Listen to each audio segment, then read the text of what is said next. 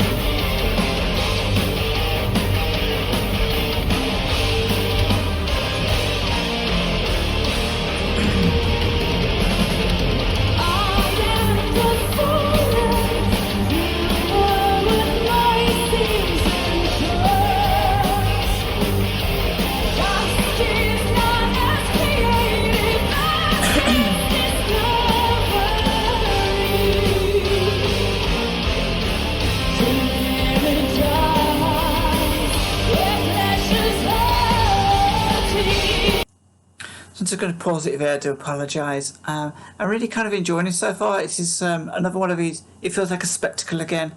It's a real audience-rousing song, and I'm not kind of entirely sure what it's about yet, but I kind of picked up a few odd references that maybe give it a kind of religious angle on it. I love the way this is filmed. It is fabulous, all the different angles and showing the audience. It's a real good kind of like mashup for a video of a gig, and it kind of feels like it should be seen on a big on like a movie screen or something. But yeah, I'm loving this one. It's really interesting.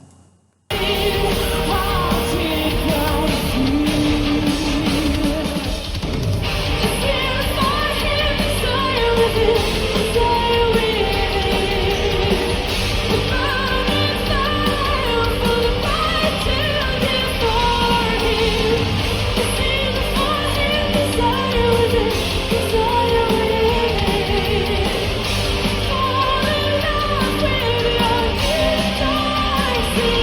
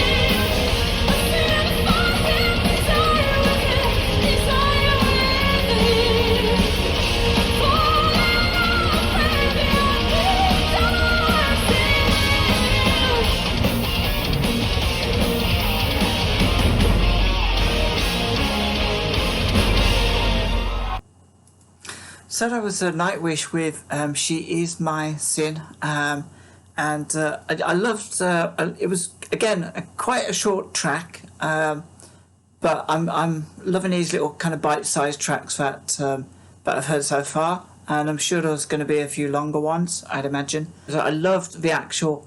It felt a very audience kind of friendly, a lot of interaction with the audience on this track, a lot of like camera focus onto the audience as well, which is brilliant, and you could really tell that both the audience and the band were enjoying that interaction, and it wasn't just like a for show kind of thing. There was a great guitar riff halfway through, a guitar solo. I don't know if it was halfway through, further on. That kind of caught me by surprise, but I absolutely love that. Really, really skillful musicians in this band. And let me just have a look actually at who. I'm not sure who the guitar player is. There's Marco. Then there's Troy. Could be Tumas. I don't know. I'm guessing it was one of those three. So if you guys want to let me know about that, like kind of towards the end, there was like a change down in music, and then it kind of went back up a gear, and then I think it's Fleur went into a sort of, I wouldn't call it an a cappella, but she kind of basically stood out from the rest of the music. It's almost like a voice came out towards the front of the music, and I kind of really enjoyed that. Again, it just kind of demonstrates what a fantastic voice this woman has. Looking at the lyrics, I kind of picked up that there may be a slight religious kind of overtone. It's about like desire, not being able to get what you desire, or you shouldn't be desiring something. So I'll just have a quick read through these lyrics now. Lead astray the gazers, the razors on your seducing skin. In the meadow of sinful thoughts, every flower's a perfect one.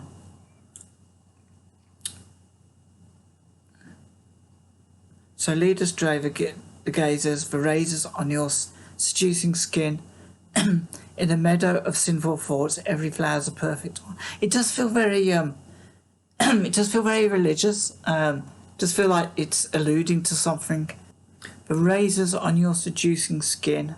It kind of makes me feel that the mental scars of perhaps it's not the right, perhaps it's wrong to be seduced in this way, and that will leave the mental scars, which is perhaps that's what the razors on your skin, seducing skin, is meant to be about. A sin for him. Desire within, a burning veil for the bride too dear for him. And this was a line that I kind of picked up, which kind of gave me the idea that it may have had some religious connotations.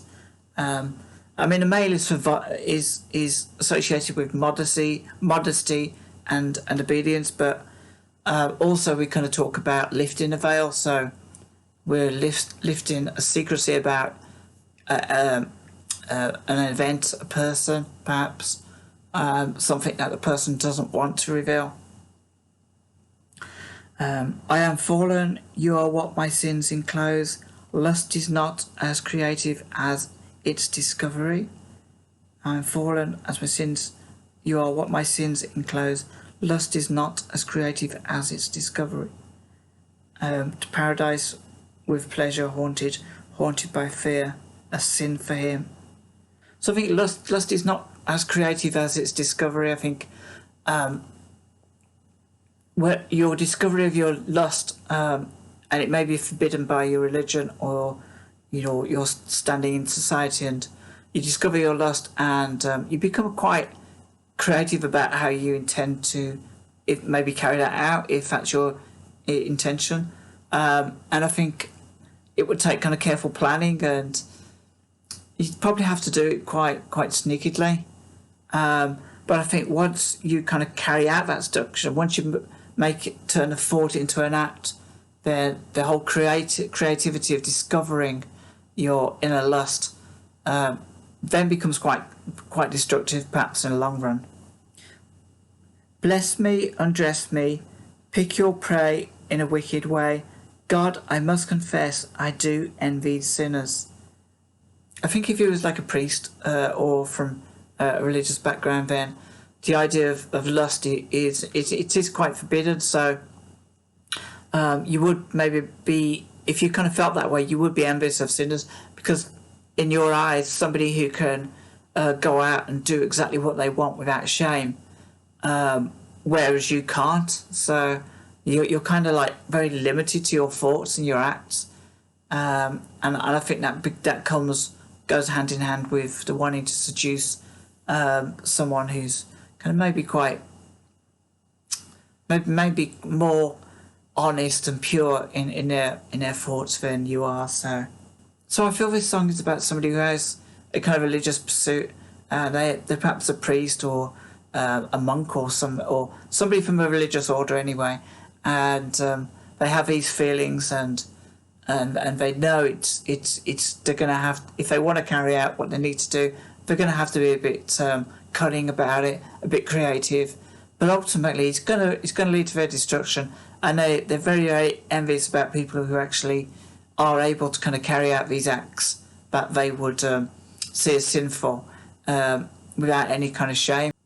So yeah, I really enjoyed this song from Nightwish, and I really enjoyed the lyrics as well. They do make me kind of think a little bit more deeply about what the song's about, and I'm not sure if anything within these lyrics reflects personal experiences.